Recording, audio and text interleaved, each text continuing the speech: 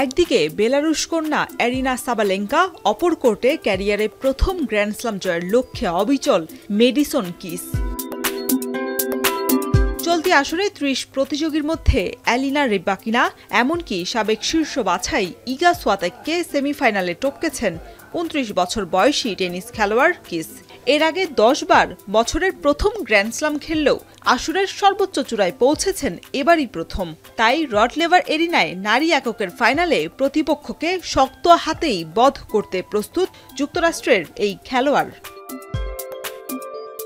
অন্যদিকে চলতি আসরে নারী এককে ৮ নম্বর বাছাই স্টিফেন্স সহ পাওলিচেনকোভা, পাওলাদের মতো সহজ প্রতিপক্ষকে হারিয়েছেন শীর্ষ বাছাই সাবালেঙ্কা।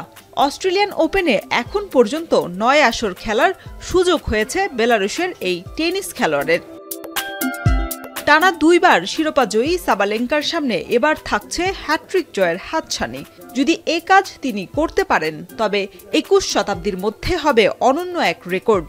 কারণ এই সময়ে টানা ২ বার শিরোপা জেতার রেকর্ড থাকলেও টানা ৩ শিরোপা জয়ের স্বাদ নিতে পারেননি Maria Sharapova, Serena Williams, Naomi ওসাকার মতো আগ্রাসী টেনিস খেলোয়াড়রাও। তবে এই রেকর্ড গড়েছেন সুইজারল্যান্ডের মার্টিনা হেঙ্গিস, সাবেক শীর্ষ বাছাই মার্গারেট কোর্ট সহ আরও বেশ কয়েকজন খেলোয়াড়। শরীফ রওশন, এখন।